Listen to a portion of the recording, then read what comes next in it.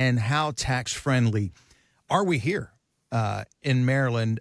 This is interesting. Kevin O'Leary from Shark Tank, we all know him, is looking for a place to put his new data center, and now he's looking for a state that has favorable tax treatment. Listen to this. Listen to what he had to say.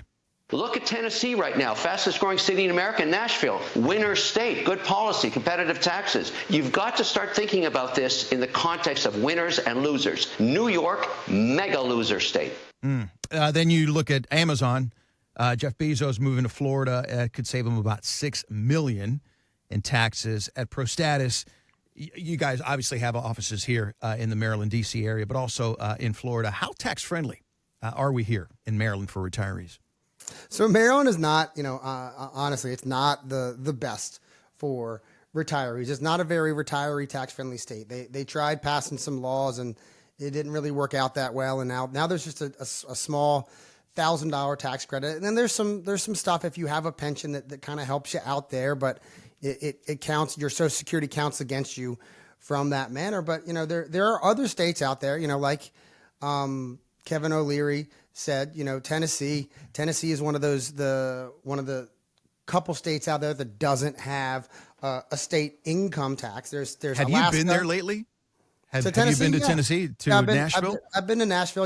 I'm fortunate enough that, my brother-in-law is a really good friend with a newer music artist out there who's kind of making waves in the country music world, Jackson Dean. And, it's we go out there and see him kind of whenever he's back in Nashville doing shows in Nashville because he's traveling the world. We go back there. But yeah, it's crazy down there. There's so much explosion, so much growth down there. Growth is just amazing. I'm sorry, I didn't mean to cut you off, but I know we have a lot of travelers that go down to Nashville. And as he mentioned, Nashville has just changed. If you haven't been there in a while, it's a whole new city.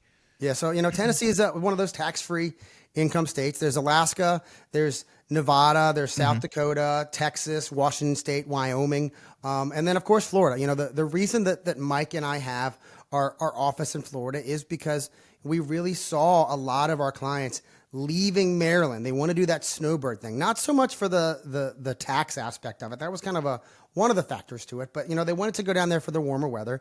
And so Mike and I have clients all over Florida, from Jacksonville all the way out in the Panhandle. We have our two offices there. We have the office in Orlando, Florida, and then we have our office out on the East Coast in Melbourne, Florida. And so really, if you start with us here in Maryland, you decide that you want to move to Florida, we have you covered from the offices there. And even if you decide to move to one of the other states or anywhere throughout the U.S., I know Mike and I have clients in probably 40 of the 50 states that are out there. With Zoom being what it is and email and technology being what it is, leaving us as clients, leaving the state is not a deal breaker for us. Mike and I work with our clients, all over the country, but it really is, the purpose of the conversation here is to talk about taxes. Taxes are such a huge part of financial planning. One of the things that makes Mike and I different, whenever you go in and you sit down with a financial advisor, they're going to talk to you about the investments. They're going to talk about returns. Here's how much better my returns are than what your current person is doing, or here's how much better my returns are than what you're doing yourself. And that's a conversation that, you will have with every single financial advisor, financial planner, whatever they call themselves, when you go into their office. What makes Mike and I different is that is a very small part of the conversation, because, income is the biggest one. Number one, we want to make sure that you have the income covered no matter what happens. Then we talk about, all right, now, so if we've taken care of income, here's how everything can be invested. You can be as aggressive as you want to be or as conservative as you want to be. But let's go back to the income. Now that we've made sure that you have the income that you need, how can we make it as tax efficient as possible? How can we put a tax plan in place to make sure that you're keeping as much of your money as you should? You don't want to lose 20 to 30% to taxes just because you did not have a conversation with someone who understands the tax ramifications about your investments. And when you do, the SavvyInvestorRadio.com, click on the tax analysis, tax planning button, and that will get you to Mike, Ryan, Lawrence, and Catherine's Calendly page. That way you have control when you meet the team at ProStatus and get started on that tax strategy. Again, that's the SavvyInvestorRadio.com. It's the Savvy Investor Radio Show and Podcast. Thank you so much for listening.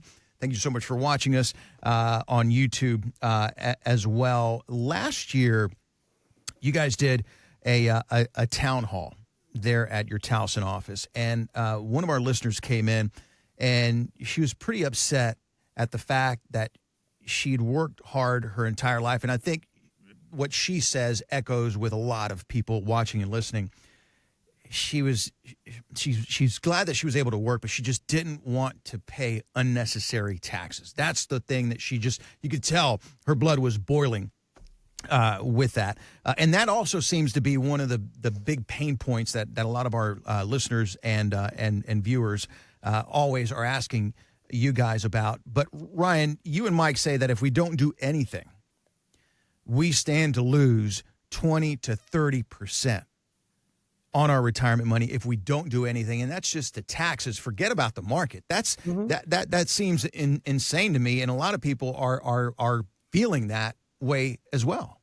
Yeah, that's, if you don't have a plan for taxes, the government has a plan for your taxes. They're going to take as much as they possibly can from you, and there's hundreds of stories of people trying to do this themselves, all of a sudden deciding that they want to take money out of their IRA or their 401k, not thinking about the ramifications that it has on their tax return. All of a sudden, it's triggering more of their Social Security to become taxable. All of a sudden, their Medicare premiums are going up. And it's one of those things that nobody ever thinks about in retirement. All people ever think about when you're thinking about retirement and planning for retirement is making sure that I have enough money, saving enough money, getting me to my magical $1 million number, or whatever the number is. I want to get to that number, but nobody ever thinks about, okay, I only own 70 to 75% of this money because the government owns 25 to 35% of my money in retirement. So if you have $1 million inside of your IRA,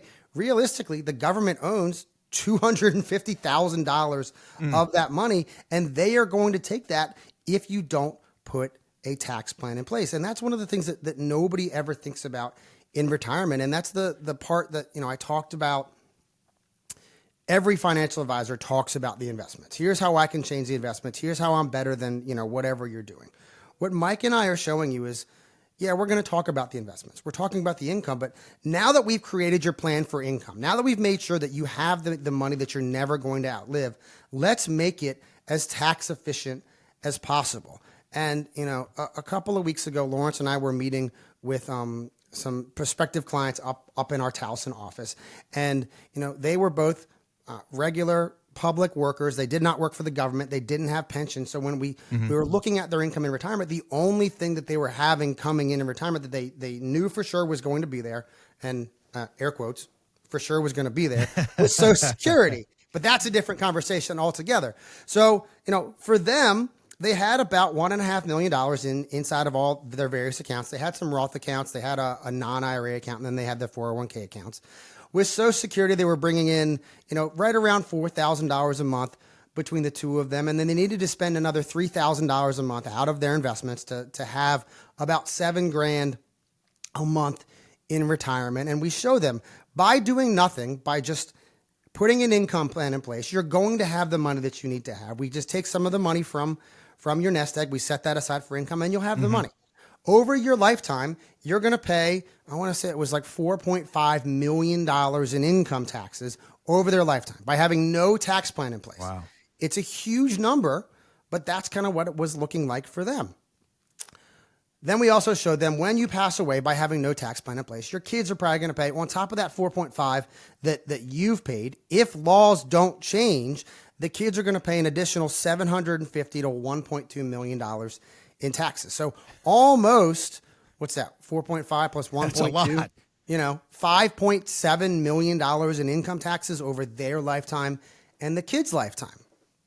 And then we showed them, look, if we put this tax plan in place, if we start our tax plan now and start doing Roth conversions over the next 7 to 8 years, instead of paying $4.5 million, you're going to pay $1.7 million in income taxes. Big difference. But it's a huge difference. The magical thing that's happening is once we get past that 8th year, once we're done doing our Roth conversions, once we've paid our taxes, all of a sudden they go from 22% taxes down to 0% income taxes. And they stay there for the rest of their lives, for another 30 years at 0%. If all of a sudden tax rates go up, I don't care, because you can't pay tax on zero. And we do this by structuring the investments properly, making sure you have investments inside the right vehicles, and understanding the tax ramifications of everything that we're doing. That is the most important part of financial planning, I think, is working with advisors who understand the tax ramifications. Because what good is it that you've saved and scrimped your entire life just to give 20 to 30% back to the government at the end?